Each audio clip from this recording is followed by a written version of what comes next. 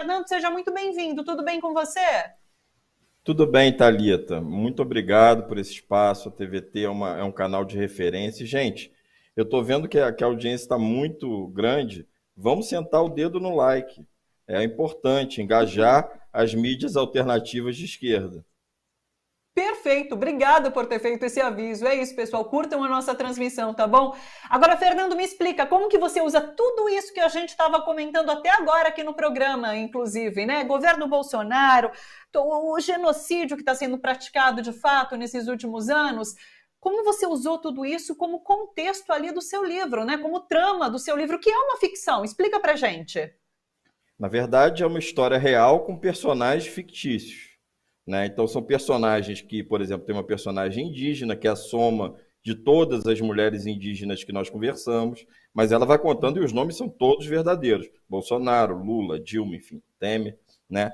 Esse primeiro volume que está aparecendo aí já virou best-seller, é, mas você pode encontrar ainda lá no @trilogia genocídio, ele ainda vai autografado, né? Eu não digo que eu não dou autógrafo, não, eu faço dedicatória, tá, né? Porque eu não sou celebridade para dar autógrafo. Então vai com a dedicatória, né? E a gente já está pré-lançando o segundo, que é esse ano, Genocídio em Nome de Deus, que vai muito em encontro ao que estava sendo falado e ao que a gente ouviu o presidente Lula falando. Eu falava, Thalita, em 21 de março de 2020, eu no tweet dizia que aquela medida provisória do Bolsonaro, em que ele jogava a responsabilidade, sabendo que ia cair no STF, jogava a responsabilidade no colo dos governadores e prefeitos, iria transformá-lo num genocida.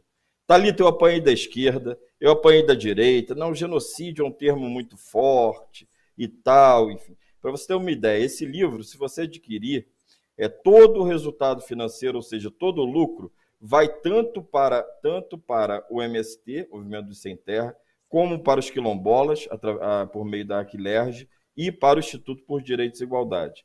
O segundo volume vai para as comunidades originárias. Na promoção, eu não ganho nada com esse livro, Thalita, nada. Ganhei, assim, é um pagamento meu, né, em função da minha produtora cultural ter crescido tanto, e eu não queria que a gente Sim, crescesse no meio desse morticínio que houve no Brasil. sim. E eu não entendo, Thalita, para finalizar, essa dificuldade que as pessoas têm em falar de genocídio. Há um genocídio É. continuado no Brasil, né? Desde 1500, que é o falso descobrimento, aí vem para os escravizados, e hoje o genocídio de Bolsonaro, que segundo a Universidade de Pelotas, não é o Fernando, não é a Thalita, não é a TVT que está falando, é a Universidade Federal de Pelotas, que diz que a cada 5 mortes, 4 é de responsabilidade do Bolsonaro. Ou seja, e parece que o estudo já avança para 6, 5 ser de responsabilidade do Bolsonaro. Ou seja, a gente tem o maior genocídio temporal de nossa história. Hoje, que a gente está parecendo que acabou a pandemia, o Rio de Janeiro está em carnaval, né? Você falava do bom restante de feriado, mas aqui é feriado até domingo, né? O Rio de Janeiro está em restante de carnaval, parece que a pandemia acabou, mas ontem morreram mais de 200 pessoas. Isso é mais do que um avião caindo. A pandemia não acabou, gente. Então, o genocídio de Bolsonaro continua. A gente não tem plano nacional de vacinação, Thalita. Como é que vai ser a quarta dose? A gente vai ter? A minha avó, por exemplo, tem 87 anos, é acamada. Ela não pode tomar a vacina da Janssen. Aqui no Rio, só tem vacina da Janssen. Como é que a gente vai Puxa. fazer? Sabe? Então, assim, e daqui a pouco a imunidade vai diminuir, e a gente pode ver a curva crescer de novo. A gente vem alertando há muito tempo. Então, eu decidi escrever esse livro, destinar aos povos mais afetados, porque proporcionalmente a população indígena morreu mais. Logo em seguida, os pretos, pretas, em especial da periferia, das favelas, né, proporcionalmente.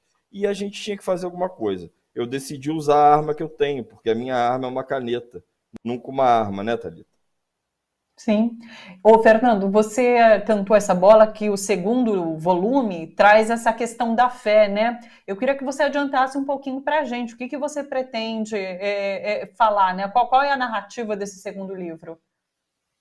Eu tive nesse primeiro livro um depoimento exclusivo de um pastor que encerra praticamente o primeiro livro, de um pastor que participou ali de um congresso em que traçaram, né, em que definiram o apoio a Bolsonaro, e também a Flor de Lis, a Marco Feliciano. Eu posso dar um furo aqui para você, Thalita. Marco Feliciano, que é o defensor da família, né? Ele é conhecido dentro do meio evangélico como boneca gospel. Ele faz orgias com garotos de programa. E isso tudo eu tenho liberdade, eu não tenho medo de processo, porque eu tenho fonte. E a fonte, como todo mundo sabe, é o direito constitucional. Eu tenho gravado a entrevista, enfim, né? Então, isso tudo, esse congresso, ele revela muita coisa. Existiam muitos pastores, Thalita, que odiavam Bolsonaro, tiveram uma dificuldade em apoiar Bolsonaro, né?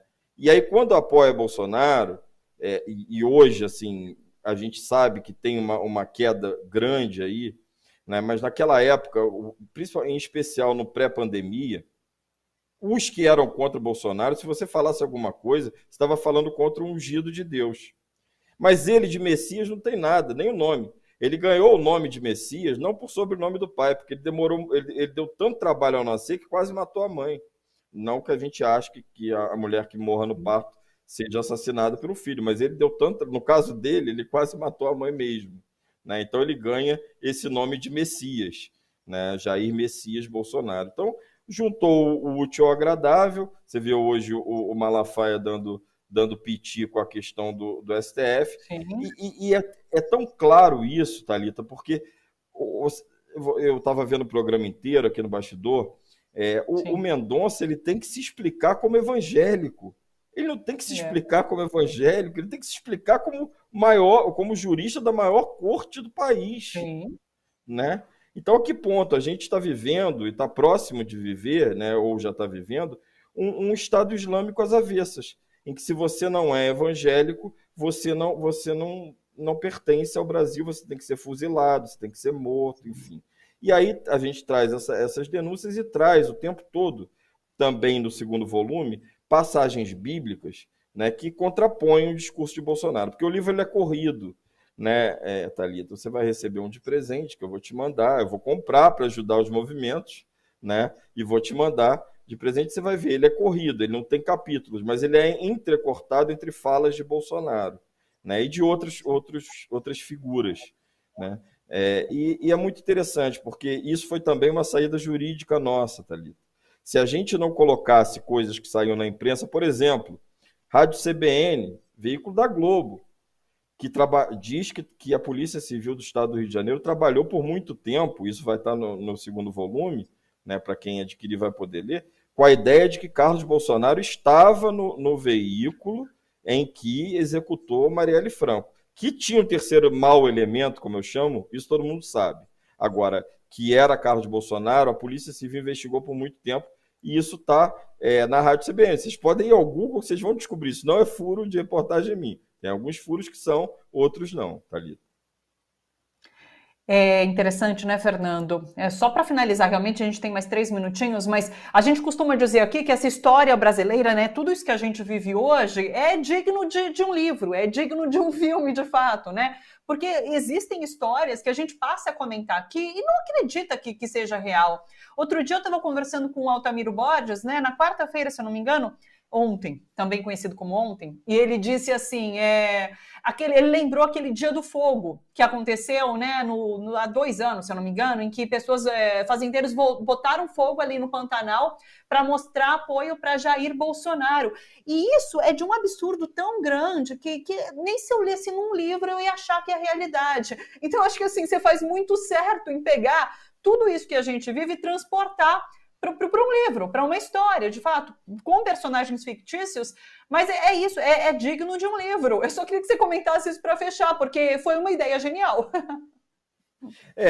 Foi uma ideia genial, mas uma ideia que eu não queria ter tido, Thalita, porque Sim, eu não queria que a gente tivesse passado nisso.